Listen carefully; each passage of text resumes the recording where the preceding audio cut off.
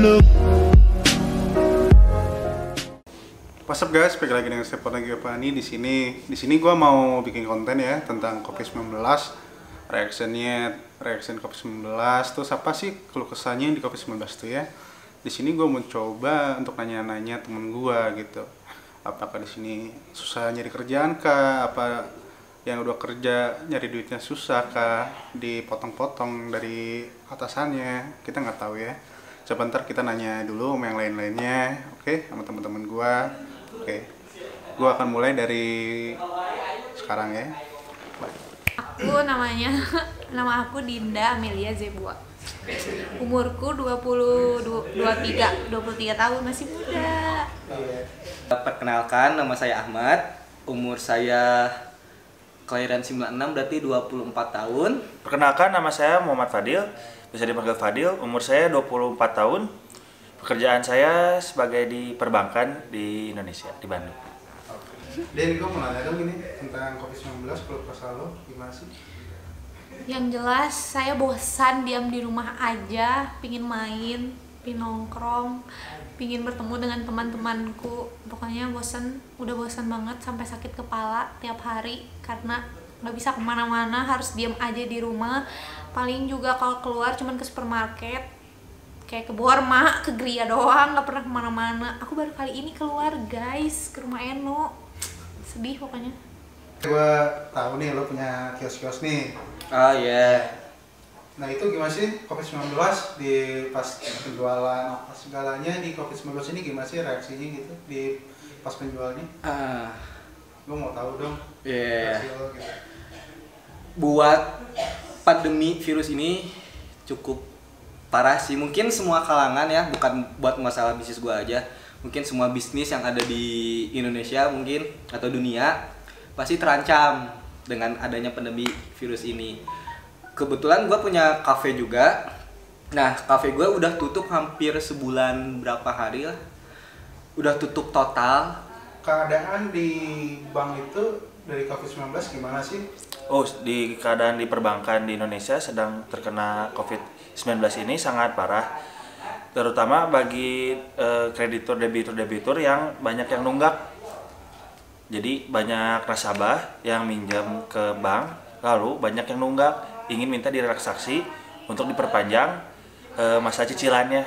Gitu. Terus untuk soal kerjaan COVID-19 ini gimana sih? Kebetulan aku pengangguran. Ini pengangguran? Oh.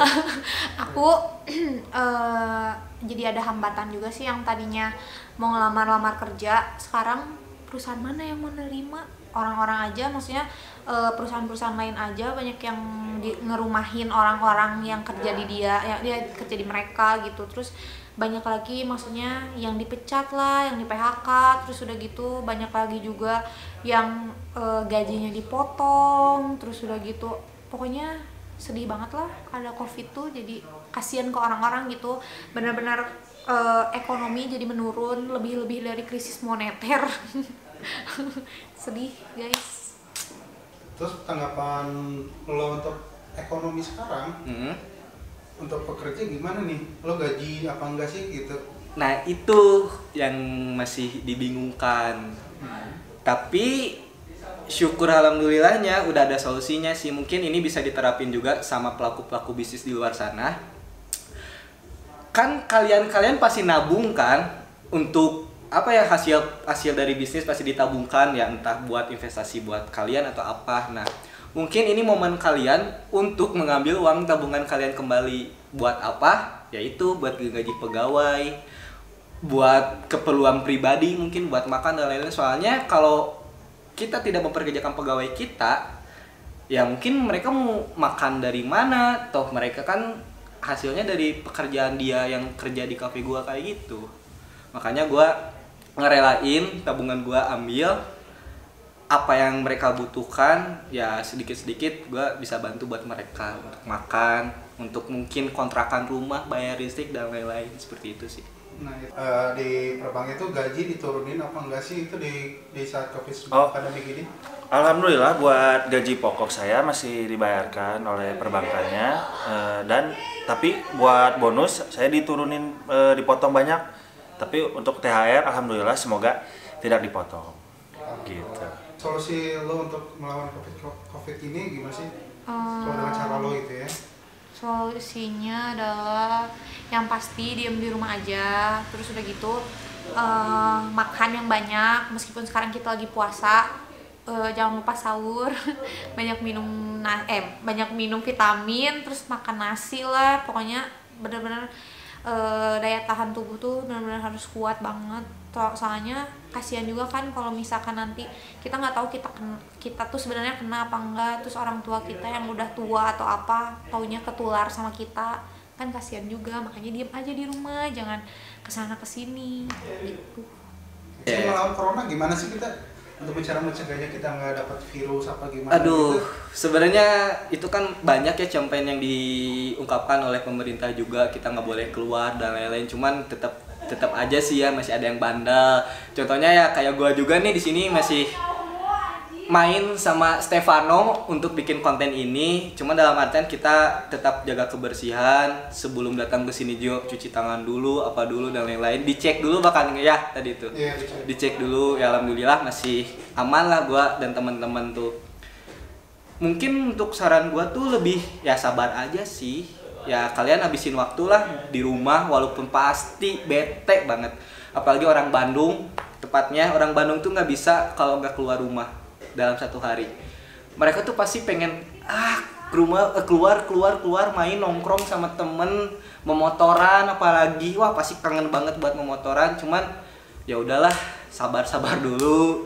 Gimana lagi keadaan kayak gini mungkin, dan kalau kita ngikutin apa yang ada aturan di Indonesia mungkin cepet membaik lagi gitu, kita bisa main-main lagi di luar sana. Cuman cukup sabar dulu aja. Gitu sih saran dari gue. Kalau orang-orang yang minjem kayak gitu, Ya. di apa untuk bayar debit kayak gitu, kreditur gitu, Ya.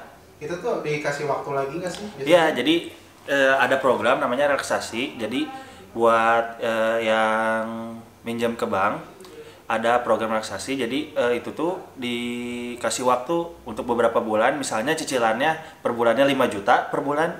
Jadi dipotong ya jadi semampunya. Jadi misalnya biasanya per bulan 5 juta, jadi satu bulannya jadi cuma 1 juta untuk setahun lah minimal gitu. Jadi tapi masa waktunya jadi lebih panjang. Asalnya masa cicilan cuma 3 tahun, jadi 5 tahun gitu.